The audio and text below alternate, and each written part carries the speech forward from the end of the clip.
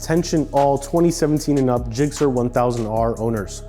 If you've been looking for a way to turn your DRLs into active turn signals, well, this is the perfect video for you and a one-stop shop here at TST Industries. Introducing our all-new DRL to signal harness converter. This plug-and-play adapter will allow you to turn your front DRLs from this to this with a simple and easy to use Posi-tap connection method to splice into your existing OEM signal wiring. Stick around, I'm gonna show you just how to install this harness and get you back on the road in no time.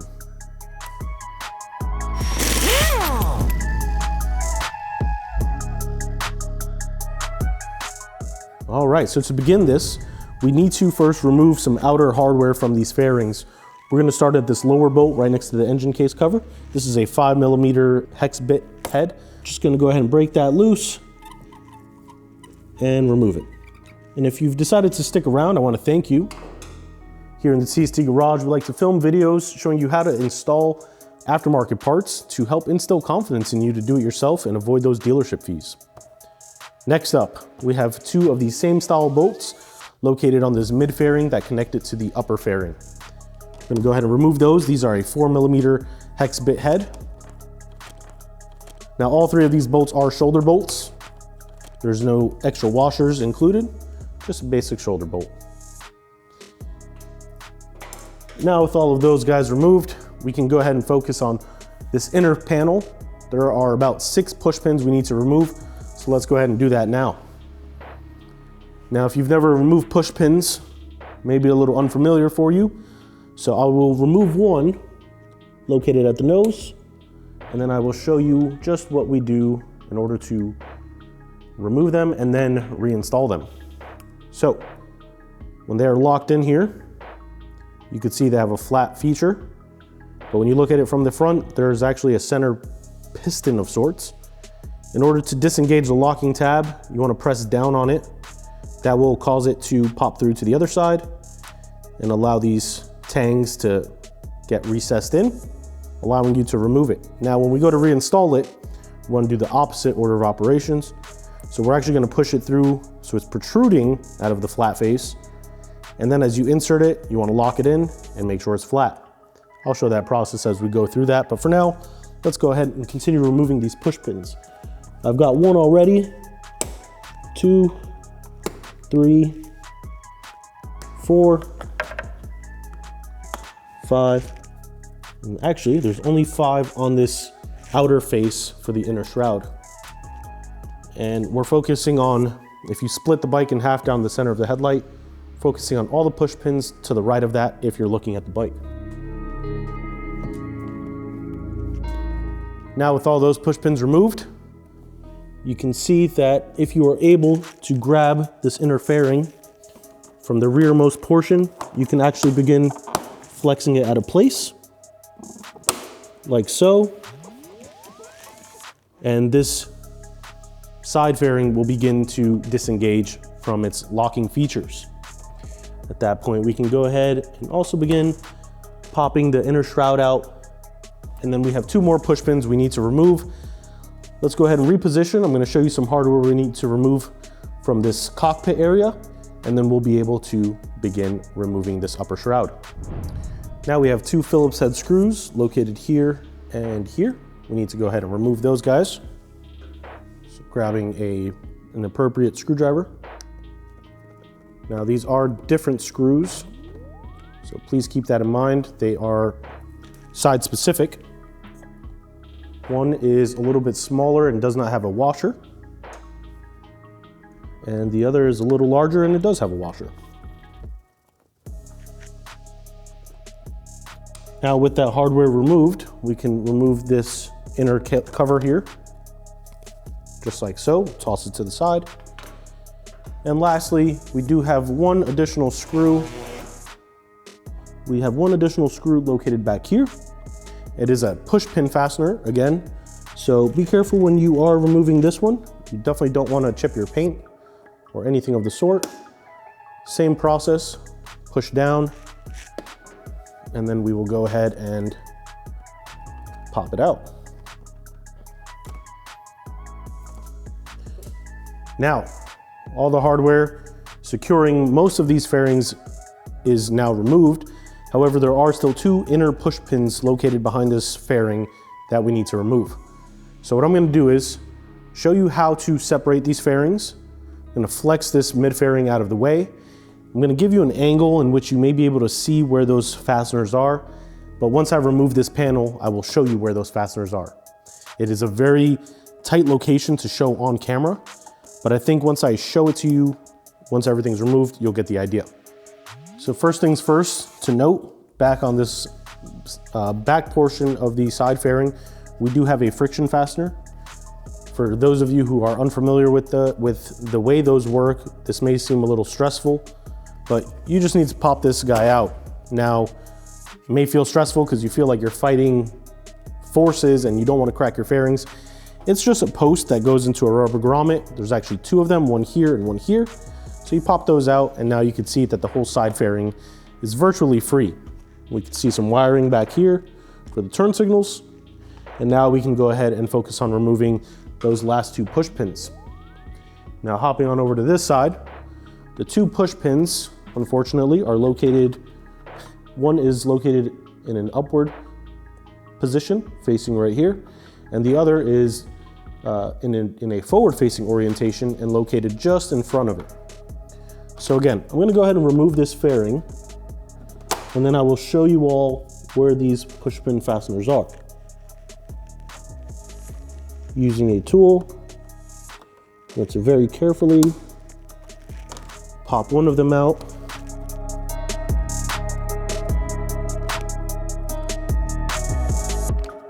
Now they are both freed. However, we do still need to remove them. One right here, and the other is this forward facing one. There we are.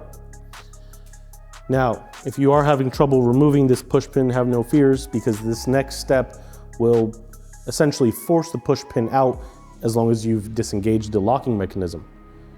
Now at this point, all of these security tabs locking this fairing into place, they all slide forward. So what we're going to do is massage this backwards and this whole panel should come off. Let me go ahead and reposition myself here. Like I said, we're just gonna massage it backwards. And just like that, it is now freed. And these are the locations of those two fasteners that we removed. One is here, the other is right here. And they coincide with this tab here, and then this tab on the air intake. We're gonna toss your fairing to the side in a secure location where it won't fall. And now we can focus on installing our plug and play harness. We're gonna focus on this connector right here. This white connector that is electric taped to the rest of the harness coming from the dash and the headlight area. This is going to be exactly the same on the opposite side. So we'll show you this process on this side and you can repeat it for the opposite side connection method. First, going to go ahead and disengage the locking tab. If you have a small flathead screwdriver or a small pick, you can very carefully push down on the tab and disengage it. Just like that, you've freed it from the connector. Now you can grab our TST DRL to signal harness converter. This only connects one way. When you are connecting these electrical connectors, you want to make sure you hear an audible click. Like that. It is now fully seated and locked into place. And we will repeat the steps for the secondary one. Now you have successfully bridged the connection to our DRL to signal harness converter into your actual DRL. If you go ahead and turn it on, you're still going to have that feature. However, your signals still aren't engaged yet. And that is because we still need to splice into your signal wiring. With the brown lead coming off of the signal, off of our DRL converter, you can go ahead and grab the 3-piece Posi-tap connector. What we're first going to do is take the larger cap off. And it ends up looking like a U. And what we're going to do is find our turn signal wiring. In this case, we have it right about here. If you have your OEM connectors or OEM signals, same spot. We have our BL6 sequential turn signals on this bike. So same spot, but the wiring on the signal side is a little different. However, the methodology is all the same. We're going to splice into the solid black wire. That is the turn signal function. On our signals, it happens to be the yellow wire.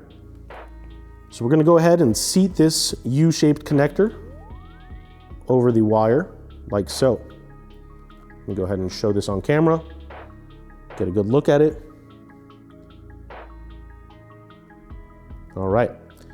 Now you wanna go ahead and take the body of the Posi-tap that you still have and twist it onto the U-shaped top portion, creating a small pinch in the wire and tapping into that power source. Now you want to go ahead and take the bottom cap off of the Posi-tap connector. This is a hollowed portion of this assembly. And what we're going to go ahead and do is slip the brown wire through. A little bit of the raw wiring should show on the opposite end. And you're going to carefully go ahead and thread this on while pushing down, ensuring that the wire does not pop loose and it remains fully seated. Once it's twisted on, locked into place, give it a gentle tug and go ahead and test that connection. And what we should see is an active turn signal, and our DRL is now flashing in pair. Now it is important to note, if you haven't already installed an LED flasher relay, you may want to go ahead and install one at this time in order to make sure your signal flash rate remains the same. Another thing to note is if you have sequential turn signals, it may seem like they're slightly off one another. However, it's important to note that you're seeing a sequence of LEDs light up. So from the first signal, first LED actuating, that light illuminates and it illuminates with the DRL, and then you have the sequential function after. So we are all good here. We have verified a solid and correct connection, like so. Turn it off, your DRL becomes active again, and your signals are off. Now we need to go ahead and button up this entire assembly. Now in this assembly, we do include a zip tie. It behooves you to kind of create a nice little bundle of wiring here. It doesn't have to be too tight or intricate. You just want something that leaves everything in a nice bundle, secured and tucked out of the way, similar to the OEM wiring. You have a lot of space, a lot of retail space up here in this area because of the ram air duct going into here. So you can kind of tuck it behind these fairings, and then you only have one lead coming off for the signal wire. Use the zip tie, bundle it all up, cut off excess wiring or excess material from the zip tie, and you're all good to go. Now at this point, we're going to go ahead and do the full reassembly process. Now it is important to note those two push pins that we last removed are going to be a source of headaches for some people, but you now know where the locations are. So what I would suggest is reseating them now. So your push pins should now look like this in order to be reinserted. You should grab two of them and grab some needle nose pliers. Do yourself a favor, remove, if you're wearing watch, bracelets, anything, remove all that stuff. You don't want to risk scratching up this beautiful paint. Go ahead and grab a set of needle nose pliers and just hold them in place, allowing you to maneuver in these otherwise tight spaces. But again, in case you're wondering, one goes in an upward orientation, right into this position, and the other goes in a forward-facing orientation, like so. Let's go ahead and get this done. First, we will go ahead, reinstall this fairing. In order to do so, reverse of the disassembly, we're going to seat it in place, superimposing all of the locking tabs where they belong, clearing the side fairings, and then we're going to gently but intentionally push the entire assembly forward like so. You heard that click? That means all those tabs engaged with one another. Now we could reinsert those two push pins. And I've done this more than once, so I'm fairly confident in my ability to do it.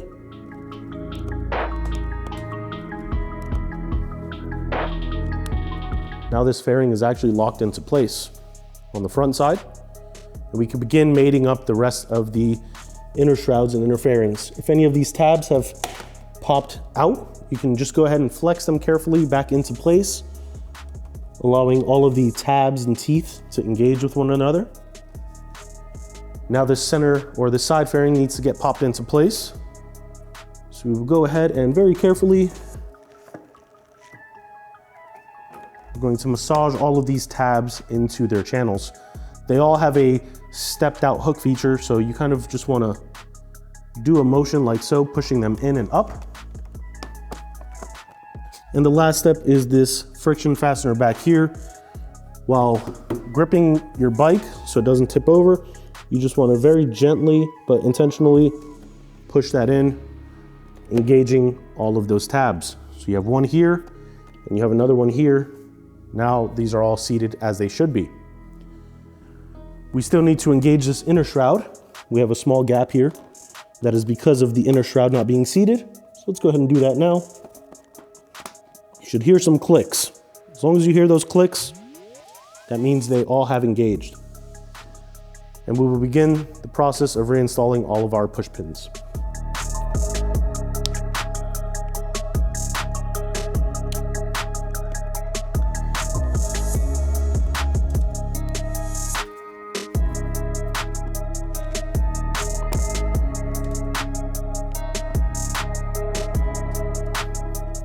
Now we want to go ahead and grab those silver 4mm bolts we removed and the appropriate tool. Very carefully begin to thread these into place. Once you hit bottom out, just go another 1/16 of a rotation, ensuring that they are preloaded a bit. You don't want to over tighten these bolts, as you will strip the threads on the bolt and the fasteners that they go into. And then your larger 5mm bolt located near the belly pan. Now this one, you may have to massage back into place. So what I like to do is with one hand, keep it in place. The other hand, begin threading that bolt on. And the very last steps we have are to retighten down the upper hardware located from these two shrouds. First, we'll pop this small inner cover back into place. Grab the larger of the two fasteners we removed with the washer. That will reinstall into the inner shroud, the small black one. And then the smaller fastener will install on the outer shroud. In the very last step, there is one final push pin. We need to go ahead and reinstall that. That is located on this inner tab here, an otherwise impossible place to find. So just kind of locate it with your fingers and then pop it into place. Give your bike a nice little wipe down, and just like that, this installation is now complete. So before we call it a day, we'll take a look at the finished product. And I think the best way to do that would actually be activate the hazards. You can see both DRLs in action, acting as turn signals paired with our TST Industries sequential BL6 signals. And when the signal function stops, the DRL function comes back to light, no pun intended. So if you're interested in buying this kit, you want to see what else we have for the GSX-R1000R or any other bike that may be in your garage, please be sure to stop by our website, tstindustries.com. The link to these converters can be found in the description below. If you have any questions, comments, concerns, drop a line in the comment field below. We'd love to hear from you. If you haven't already, hit that subscribe button, turn the notification bell on, and of course, check us out on social media, Facebook, Instagram, X, Threads, all username TST Industries. For now, this has been Mark in the TST Garage. I thank you all for watching. You guys ride safe, and we'll catch you next time.